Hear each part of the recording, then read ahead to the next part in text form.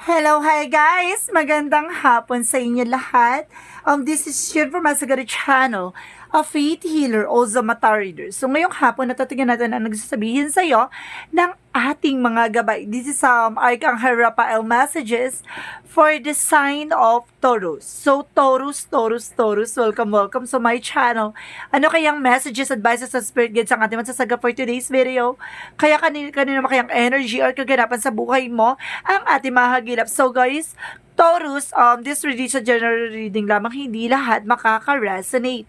Kunin lamang pa makaka-relate sa inyo and comment down below kung kaninong energy ang ating nasagap. And of course, don't forget to like and subscribe my channel and hit notification bell for more videos updates. Sa mga hindi pa po nakakapag-subscribe sa aking channel, please click nyo na pa subscribe button just sa baba for all bell para updated kayo sa mga videos na i-upload natin every time in every moment. So guys, kumapit-kapit kayo. Ito na yung mensahe sa iyo ng ating mga gabay.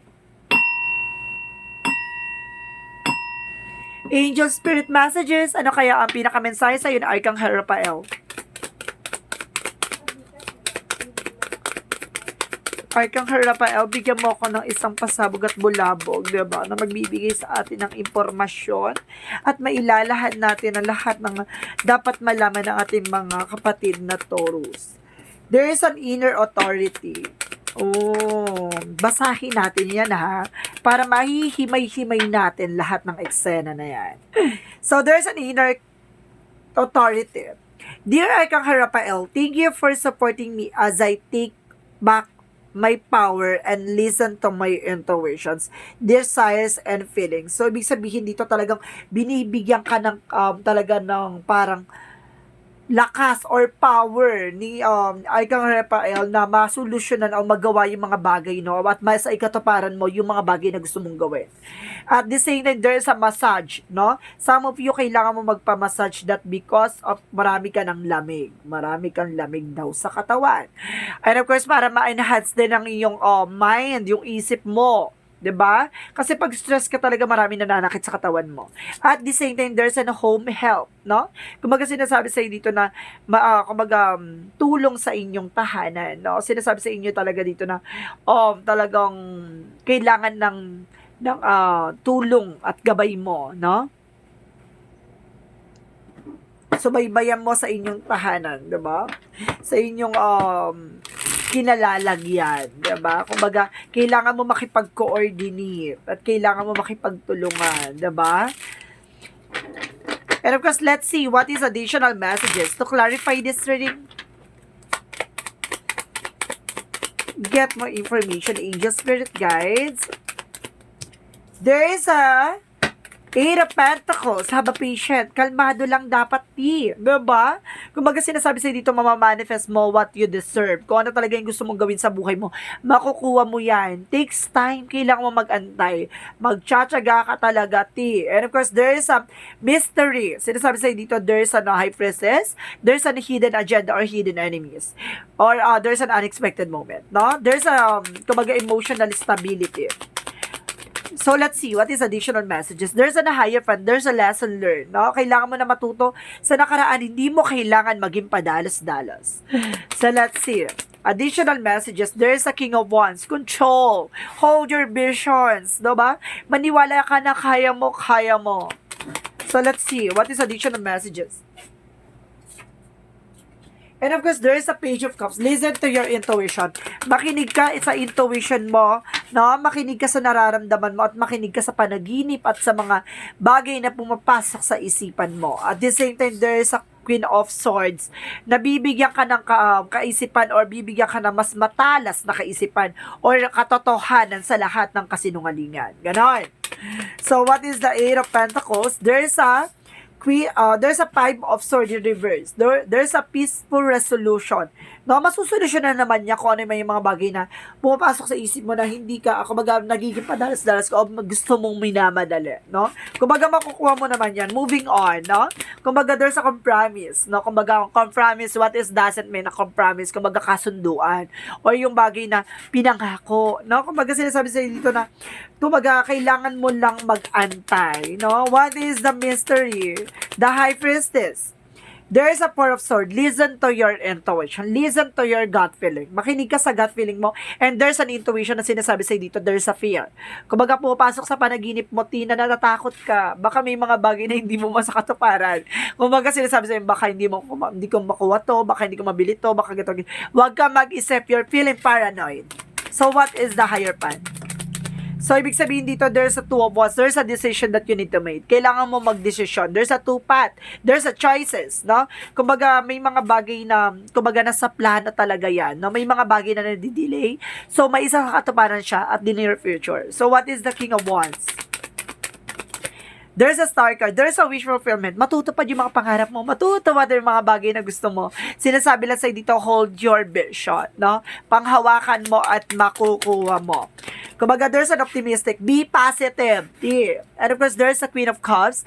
Kumbaga, there's an healing. Magkakaroon ka ng healing. Kumbaga, makinig ka lang sa intuitions mo. So, what is the Queen of Swords? Queen of Swords represent the Three of Wands. Waiting for a result or waiting for a shift, no? Kumbaga nakikita mo na there's a bigger feature of yourself or there's a bigger feature na kumbaga inaantay mo. So, there's a waiting for a result. There's a foresight. No, ibig sabihin dito, there's a travel, communications, or there is an information na maghahatid sa iyo ng good news. So, what is the Eight of Pentacles and the Five of Swords in reverse? So, there's a King of Pentacles. There's a security. No? Kumbaga sinasabi sa'yo dito na maging mature ka na about sa finances. No? Kumbaga sinasabi sa'yo dito, be grounded. Kumbaga magtutok ka sa negosyo, magtutok ka sa trabaho, magtutok ka sa alam mo makakatulong sa'yo. What is a kind of resource of income? Panghawakan mo yan. So, what is the High Priestess and the Four of Swords? There's a Four of Cups. So, ibig sabihin, re-evaluate, analyze, no? Kumbaga sinasabi sa'yo dito na kailangan mo munang pag-isipan yung mga bagay-bagay, no? Bago ka mag-take ng action. At the same time, sinasabi sa'yo dito na kailangan mong mag-isip kumbaga about dito sa kinakatakutan mo, no? Kumbaga sige, kailangan mo i-set aside dyan. Tignan mo yung mga magagandang opportunities na darating sa'yo, no? What is the higher path and the Two of Wands? There is a temperance. There is a timing. Perfect timing. Time to heal. Kumbaga, takes time, no? Have a patient. Kung hindi ka magtsatsaga at hindi ka mag-aantay, nasa sa yung problema. So, there is kumbaga, there's a higher path na lesson learned. And of course, there's an Ace of Swords. There's a breakthrough, no? Kumbaga, katuparan sa mga pangarap at katuparan sa mga hinihiling, no? Kumbaga, there's a clarity, mental clarity, kaliwanagan, no? Magkakaroon ka ng kaliwanagan and you are on the spotlight. See? Kumbaga, sinasabi sa'yo dito na there's a new fresh ideas and of course, new plans, no? Kumbaga, gamitan mo ng katalinuhan. So, what is the Page of Cups and the Queen of Cups? And of course, there is a Six of Pentacles, give and take. No? Kumbaga sinasabi sa'yo dito, magtutuloy-tuloy na about sa finances.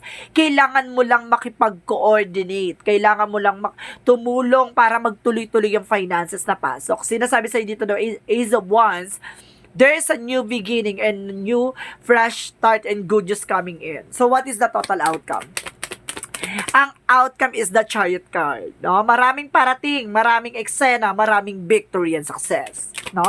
Taking action, and of course, there's a Four of Wands, there's a celebrations, no? Community, kumbaga, maraming eksena dito na magdadala sa'yo ng celebration. Surprises! Additional messages. There's a tower moment.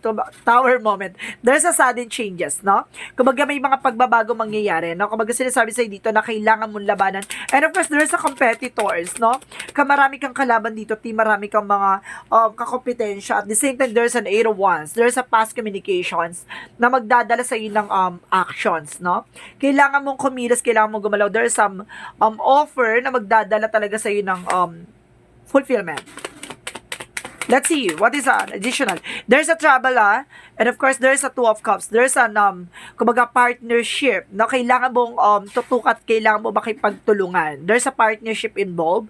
Kumbaga, there's a happy couple, potential soulmates, relationships, and of course, there's a balance and equality, no? Kumbaga, kailangan mo, talaga makipag-ugnayan. There's a love and a conditional love. Let's see, what is additional pa? Last one card to clarify. And of course, there is a Page of Wands. There is a good news coming in for you. May magandang balita na talagang ilalahad sa'yo ng tadhana. And of course, there is a Nine of Cups in our power of the deck. There is a wish fulfillment. Fulfillment for all for all aspects, no? Marami katuparan sa lahat ng pangarap. No, ibig sabihin mo lang, kailangan mong kumilos gumalaw. Walang biyaya kung ikay ay nakahiga. Di ba? Di ba? So, what is the yin and yang? What is the yin and yang? There's a limitations, no? Yung fear, no? Yung fear. Alisin mo daw yung fear mo. At the same time, there's an ace of water. So, mayroong kaugnayan sa Pisces, Cancer, Scorpio. So, it's either yung asawa mo or partner mo is Pisces, Cancer, or Scorpio. So, let's see what is additional messages. So, and of course, sinasabi dito, there's a guilt and sabotage, no? Alisin mo yan, yung sabotage na nangyayari na yan. And of course, there's a karma. Some of you, yung mga taong gumagawa ng hindi maganda sa'yo, bounce back. The karma is here. Justice will serve. Kumaga, magkakaroon ka ng balance. No, yung mga tao na yan na sumasabotahe sa'yo, no, sinasabotahe at pinipilit ka talagang sabotahihin dahil may galit or may inggit sa'yo. Kumalma ka, may balik sa kanila. So, what is the Love Oracle card? There's the sword of the rose. See, there's a clarity. Katotohanan sa lahat ng nangyayari sa paligid mo. Sinasaktan ka nila, hindi mo, kumbaga nararamdaman mo may something na nararamdaman ka, no? Pero, gawan mo lang ng action, di ba? Tulungan mo yung sarili mo, protection mo yung sarili mo. At the end of the time, di ba? Kumbaga, hindi makaka-apekto sa iyo yun, pero sa kanila, babalik yun. At the same time, there's a not today. No, kumbaga sinasabi sa iyo, mag-set ka ng boundary sa sarili mo, wag kang tumanggap ng kahit na anumang eksena na makakasira sa mga plano mo. At the same time, there's a girl talk, no? Kumbaga dito na pinag-uusapan ka behind your back, no? Maraming yismosa may or maraming mga chirarat na kausap. Kumbaga, yun nga, yung gossip, no? Yung mga yismosa, no? So, what is the energy? What is this energy, angel spirit guides? And then, of course, there's the world, no? There's a trouble. May pagbago ng mundo. Hindi na ikaw yung dating ikaw. And of course, there's an angels of strength. Palalakasin at patitibayin ka ng ating angel spirit na, kumbaga, binibigyan ka ng lakas. Binibigyan ka niya ng tapang. Binibigyan ka niya ng tibay. And of course, there's a cornucopia. Kumbaga, sinasabi sa'yo dito, kumain ka rin ng fruits and vegetables, no? Para makatulong sa'yo sa immune system. At the same time, sa mga, kumbaga, sa katawan mo. No, what is additional messages? There is a leadership. Some of you, if you are a good leader, and of course, nagiging in charge ka rin sa situation. No? And there's, of course, sensitivity. Kailangan maging sensitive ka sa mga bagay-bagay na nangyayari sa paligid mo. Diba? Maging maingat. What is the mythology? You and your loved ones are safe. No? Kailangan mong, sinasabi sa dito na kumbaga pinapangalagaan talaga yung mahal mo sa buhay. At the same time, don't let pride get in your way, no? Ialisin mo daw yung ego, yung pride. Dahil hindi yan nakakabusog, Char. So, what is Archangel Michael? New beginning and fresh start, no? Magkakaroon na karoon ng new beginning and fresh start dito. Bagong eksena at bagong buhay, bagong pag-asa, no? And of course, let's see what is additional messages.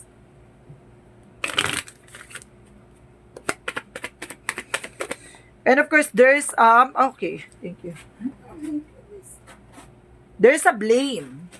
No, kumbaga, i-accept mo yung responsibility for my well-being.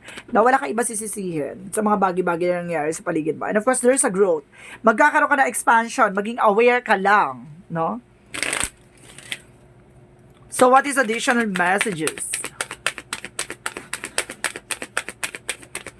Okay, there is a dancing movement. Galaw-galaw, And of course, there is a trust, honest, na maging tapat at maging totoo ka. And of course, there is a awakening, no? Pagmulat ng mata at pagising sa umaga or something. Sinasabi sa'yo dito na kailangan mo nang gumising sa katotohanan, no? There's a renewal project, no? Mag-focus ka kung ano man yung mga bagay na alam mo magsaserve sa'yo. So, what is the romance angels? And of course, we are worth waiting for. See? Kung marunong ka mag-antay, deserve mo yung makukuha mo. Ganun yon. divine timing is at work in your love life, no?